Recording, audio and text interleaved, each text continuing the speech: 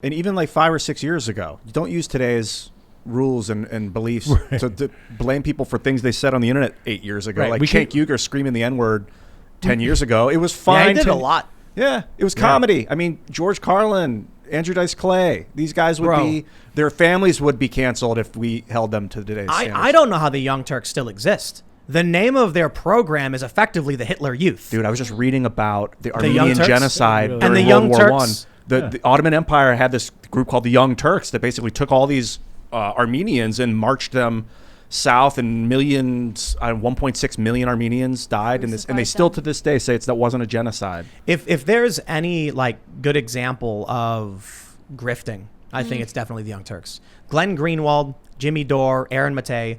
There's been this big feud going on between the Young Turks and them.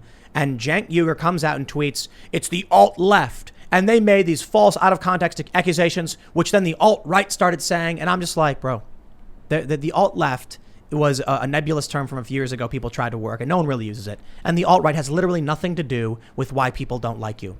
Cenk Uygur accused Aaron Matei of being paid by the Russians. And Anna Kasparian said something like, he seems to be working for dictators. It was a smear because they didn't like that he was the journalism he does. It sparked this huge feud. I got to say, you look back at the history of the Young Turks, the things Cenk Uygur has said about women. He got canceled from the Justice Democrats over it. The videos of him talking about women and their junk and insulting, like this, the things he said. I actually don't care. He's allowed to have his opinions, and oftentimes he was joking, but he's dropped racial slurs repeatedly. The name of their show is effectively the Hitler Youth. Yet they just don't care. They don't care. So when he comes out and he's like, these are unfounded accusations against us, I'm like, bro, you literally work for a company that's like effectively praising genocide. You know, like you've named yourself after a group that committed a genocide.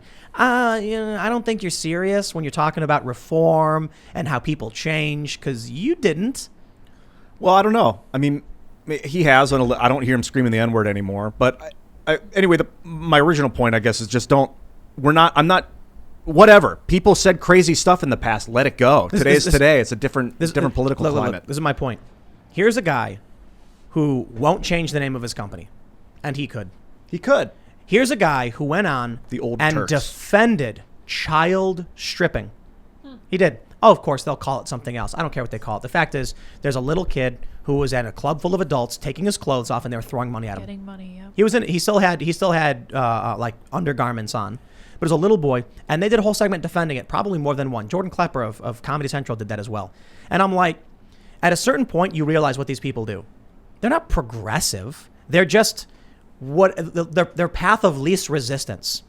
When the media says you're allowed to make these jokes, it's edgy and it's fun, they go on, they say every racial slur in the book. They make fun of women. They show, they were talking about like, bottom shots of women climbing out of cars. That's one thing they're getting heat for. Nowadays, they're like, we won't do that because we're principled and we oppose misogyny. No, you don't. You're literally just saying lowest common denominator left talking points to fit in. They're comedians, your opinions didn't change. No, they're news presenters. They had Jimmy Dore on there. He's a comedian. Yeah, they're not. They're news presenters. That's what they call themselves. I'll tell you this. When I have a video from 6-7 years ago where I'm like, segregated graduations are a bad thing. And today I'm like, segregated graduations are a bad thing. You hypocrite. You have the same position. Right. Using a different definition for the word segregated. Now, hold on. I have positions that have changed. I used to be like, gun control maybe. Now I'm like, no gun control. Boom. Free guns for children and things like that. That's not a path of least resistance for anybody. The popular mainstream narrative is to be for gun control. If anything, I've become more contrarian in opposition. They've become more establishment, say whatever needs to be said. We'll just say whatever. They've got no opinions. I want to ask Cenk about 2016 when Hillary's emails came out and it showed that they were like pushing Bernie Sanders out of the race. Because that was when I saw Cenk, like something snapped in his brain and he became almost sociopathic, like having a hard time accepting I mean, I know he knows that there's corruption at DNC, but I want to just go deep on his brain about that. I'll give him some credit. He recently did an interview with The Hill where he said the Democratic establishment just lies all the time. He's completely correct about that. I just think his whole bit is stay where it's safe all the time. And so when he's like, we're changing our opinions for principle, it's like, no, you're not. You're just staying in the safest possible place you can. When edginess was fun, you were in it. Now PC, you're in it. So do something counter for once. That's interesting perspective on the Overton window for them. Yeah. Yeah. The Overton window for them has moved dramatically to now where even these guys that are leftists, who used to make jokes all the time about language and be what we would consider non-politically correct today, now the Overton window has shifted so far that they have to disavow like their entire back catalog and just adopt a whole new system of language and thought in order to stay acceptable. That's what you get when you're trying to stay inside the Overton window. You know what's more fun? Pushing the Overton window in different directions. That's more fun. I love it. I'll absolutely stand up for myself and my principles. I criticized Andy No over him going on the ground into the fray with Antifa. Long story short, I expressed my views, and I got a lot of flack for it, and I got called a grifter with no principles. For what? Was I trying to build a leftist audience? These people hate me. No, it's because I'm standing up for what I believe in, even if it's unpopular, even if it's a threat to my even if there are people who follow me like I'm going to unfollow you. I'm like, look, man, I can only tell you how I feel. I made a tweet about anonymity, and people took it out of context. That was funny. And I'm just gonna say what I think, dude. And if you don't want to hear it, I'm sorry. Like, you don't have to. You're not somewhere else. I appreciate you guys watching if you did, but if you want to watch someone who's gonna say tribalist opinions, go watch the Young Turks. It's funny. I do the same thing, and people will accuse me of punching right, or being a grifter, or being controlled opposition. Oh yeah. I'm controlled opposition. I love it when I get that one, because basically it just means somebody on the far right doesn't like the fact that I'm boxing them out and saying, no, we don't really want you over here. You're hurting us. This big tent does not include you. Okay. And then they call me controlled opposition, which is hilarious. Like, how am I being controlled? What are they giving me? Are they giving me access and prestige? Can I have my blue check, please? Yes. I got denied. Are they giving me money and support and resources? No. Are they giving me distribution? No. Are they shadow banning me? Yes. Are they signing my shares and all that? Yes. How am I controlled opposition? It's a non-thing. You're the Trojan horse. That's what I think of myself. I You've allowed yourself to become what seems like, safe, but then when they let you into the city, that they realize you were there to I kind of change feel the like system. That's what I'm trying to do now. I've reached such a bigger audience, a more mainstream audience, that I can drop like red pill stuff from 10 years ago, and it's like just old hat stuff that we got so tired of even talking about, that now I'm in an audience now where it's like fresh news to people. Oh, yeah. It's fascinating, actually. It's like, oh, my life's very easy. I just have to remember what we were talking about 2010, and now the mainstream is actually ready for that in 2021, because all the things that we said were happening at that time back in 2010, all the crazy feminist conspiracies and all that, it's all come true. I got something to say to the Young Turks. Cenk said he called Jimmy Dore a monster. Let's fight. That's what Tim So I saw Cenk Uygur at Politicon a couple years ago, and they had published. They did a video about this fake bit of research claiming that it's called the Alternative Influencer Network. They put my name right in the middle. It was the most ridiculous BS. They claimed that I had done interviews with people I'd never met before. They claimed that I did a YouTube video with Stefan Molyneux. I'd never met the guy. And so when they did a video and they show the screenshot, my name's in the middle, I saw Cenk standing in the hallway, and I was like, hey, you got a second? And he's like, oh, hold on, I'm busy. And he was talking to someone. And after he's done, I was like, hey, I just wanted to mention, like, you guys, I DM'd you about this. Because I'd seen him at VidCon before, and we were talking, and I was shaking his hand. I told him that I had bought ads on his channel before, and YouTube was, like, stifling him. And so I was like, hey, you guys did this video about the Alternative Influencer Network or something that included me. Like, I don't know what your beef is with Dave Rubin or anything. I just don't want to be involved. And he was like, I don't know what you're talking about. And I was like, dude, I'm trying to ask you to, like, not include me in it. And then all of a sudden, he snapped, started screaming at me, what happened to you, man? You've changed. Blah, blah. He's yelling at me on all this. Everyone starts filming, and I'm like, why are you yelling at me? I didn't say anything mean to you ever at all. In fact, I was being respectful to him on YouTube as well. Dude snapped, claimed I changed. So I got a message. If Dave Rubin, Jimmy Dore, Tim Pool, Glenn Greenwald, Michael Tracy, Aaron Matei are all changing around you, maybe it's you who need to check your boots. Maybe you're surrounded by sycophants who are just blowing smoke up your ass and telling you what you want to hear. And the people who leave your presence all of a sudden are like, yo, you're nuts. Jimmy Dore leaves the Young Turks, and all of a sudden he's like, here's what's happening. And Cenk's like, why did he change? And Dave Rubin leaves the Young Turks. Why did Dave change? I was never anything to do with the Young Turks, but all of a sudden, Cenk is shocked. Tim Pool changed. Glenn Greenwald, what happened to you? No, nothing happened to us. Something happened to you.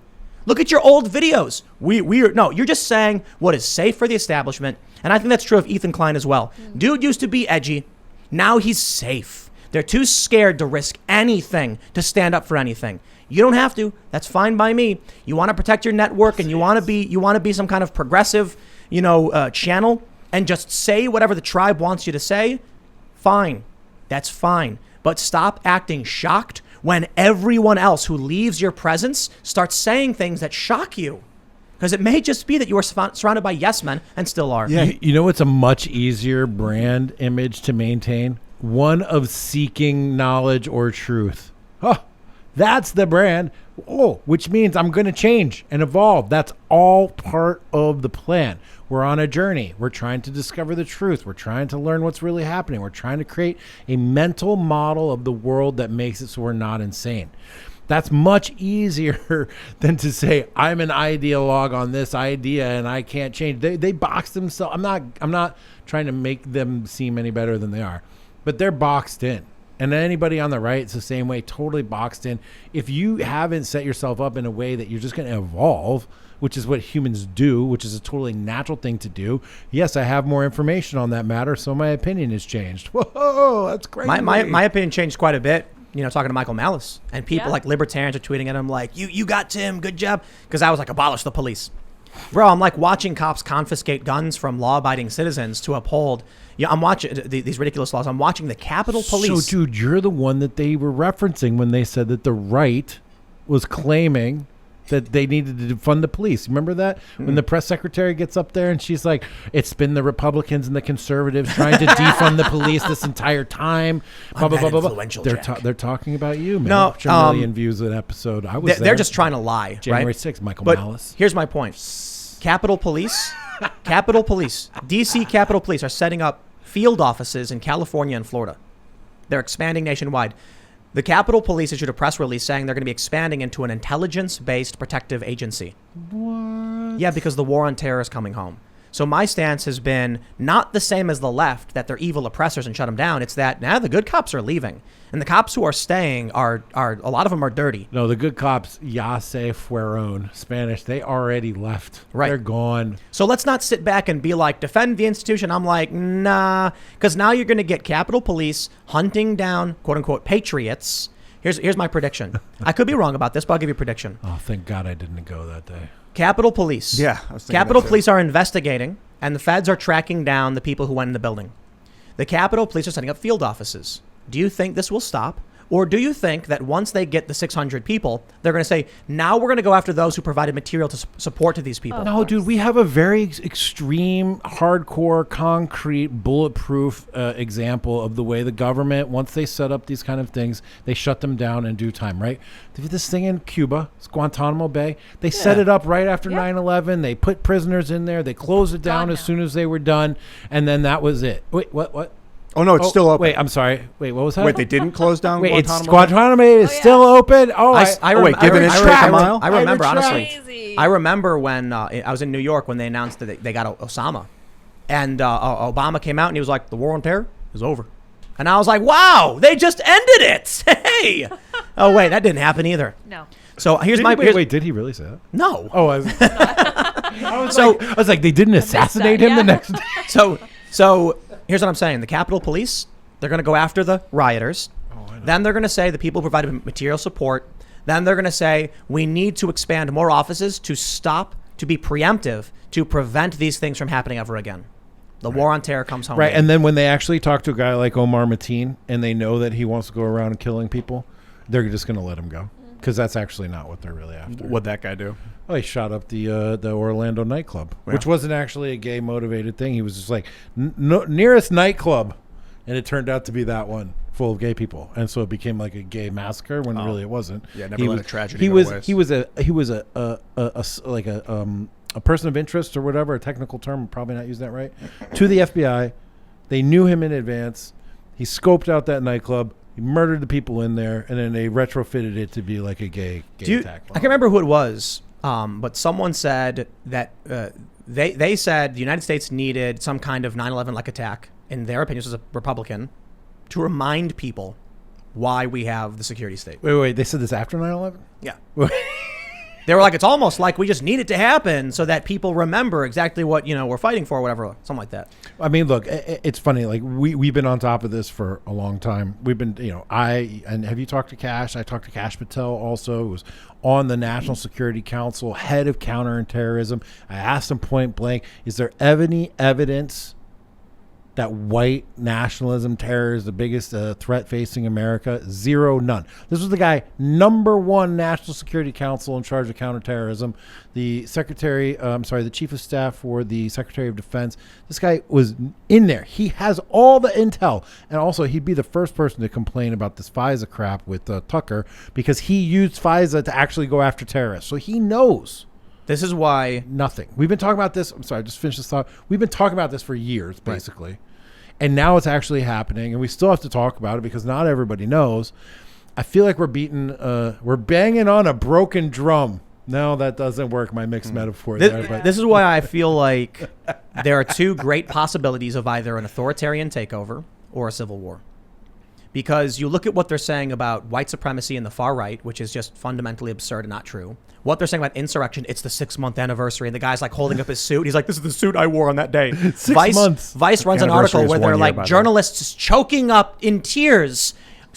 I don't even want to go back in the building. 6 months later, it is the most insane garbage. Why? They don't want Trump to come back. They need to say, what are they saying now? A quote from Trump about Hitler. I'm not even going to repeat it. It's like the most absurd fake news. They're desperately trying to maintain the narrative of white supremacy. We're in a lull year. Just you wait next year, 2023, 2024. It is going to be insane. I wouldn't be surprised if these Capitol Police officers pop up all over the country. They arrest people for these communications. They go on forums like, patriots.win, which used to be the Donald, and they'll say like, who wants to go commit this act? And then people will say something and then they'll arrest them. Then they'll make some small, stupid tweet into a massive indictment, and the news will be like, extremists were talking about doing X, Y, and Z. The FBI will say, who wants to do X, Y, and Z?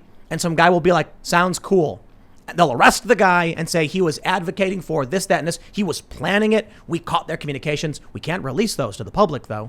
Then they're going to say, Trump is inspiring this. It's going to get worse. If you vote for him, this is what you're going to get. Black pills falling all over my head. I didn't say we were going to lose. Black pills. It's going to be a struggle. I didn't say we were going to lose. It's going to be a struggle. I said I'm actually confident watching the media fail. Yeah. Now they'll try this stuff, but look how pathetic it is So when Oliver Darcy stands there with though. no blinking. Yeah, but nobody's watching them. The shift is happening. Their power is dwindling. That's true. They're going to try it. The federal government's going to try it. But you know what? They don't need the media anymore. You know why? Because they got your 4-year-old. That's right. Yeah, you know who said that? Who said what? Who said, I got your children? Oh, no. Who said Hitler. that? Oh. Yeah. It's a quote from Hitler. Oh, well, they have our children. Yep. I was thinking, you played Civilization. I know you've played Civ before. You can go into a golden age. We're in a golden age right now. That happens when a bunch of great people get together. You can opt to use them to start a golden age, last 20, 30, 40 years. We are literally in a golden age. We're in a golden age. The internet video has allowed us to unite all these great minds, so we formed a golden age. Now we're still facing trauma and struggle, but we're in a golden age while we're doing it, so we have these bonuses. A golden age is basically a period of great economic prosperity and no war. We've been in that for some time. Great cultural. You can be in war. You can be in a war and still be in a golden age. Right. Yes. The war in Afghanistan is not a real. It's not like no one's storming the U.S. borders. We don't have Germany bombing America. We are in a series of conflicts. But the general idea is perhaps you can say right now we're not in a golden age because of the conflicts we've seen with China and Russia and international disputes and everything like that. But this country only, for recently, I mean, we're now entering the fourth turning. For a long time, we were just, sure, the U.S. goes out and blows stuff up. There was 10 years, 1991 to 2001. That was it. That was a golden time period. No. We didn't have any wars. Cold War was. Well, you ended. can be in a war. I understand what you're saying, but like just in practical, you could be in a terms. total war. That's not. And still have a golden age. This is a semantic misunderstanding. When I say no wars, I'm talking about the U.S. actually fighting for its survival. I see. But you could do that during a golden age. Some countries thrive during war in a golden age, like ancient Persia was really in the game. They're extremely. They can move. No, I'm farther. not talking about the game. I'm talking about the actual historical understanding of a golden age. The metaphor is you can enter a golden age during war.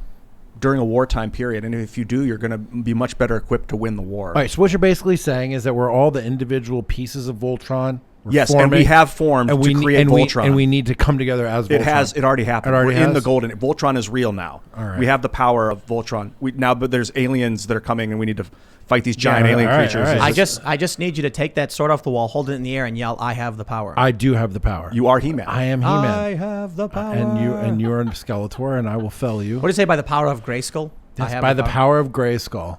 I have the power. You're going back into ancient history based on your birth year. Memory. I grew up with that, dude. That was me Saturday mornings. I'll be man. Cringer. I'll be your Cringer, baby. That was the Cringer? cat that turned into Battle Cat. Wait, Cringer was the name? Cringer, dude. Dude, I thought you were just saying, like, I'm the cringy guy. It's tasteful. It's timely. Thanks for checking out this clip from the Timcast IRL podcast. If you want to see the full show, come back to this channel, youtube.com/TimcastIRL, Monday through Friday at 8 p.m., where you can leave comments and super chat, and we actually will read your comments on the show. Don't forget to like, share, subscribe, and if you want exclusive members-only content, segments you can't get anywhere else, go to timcast.com, become a member, and we even have full bonus episodes. Thanks for hanging out, and we'll see you all next time.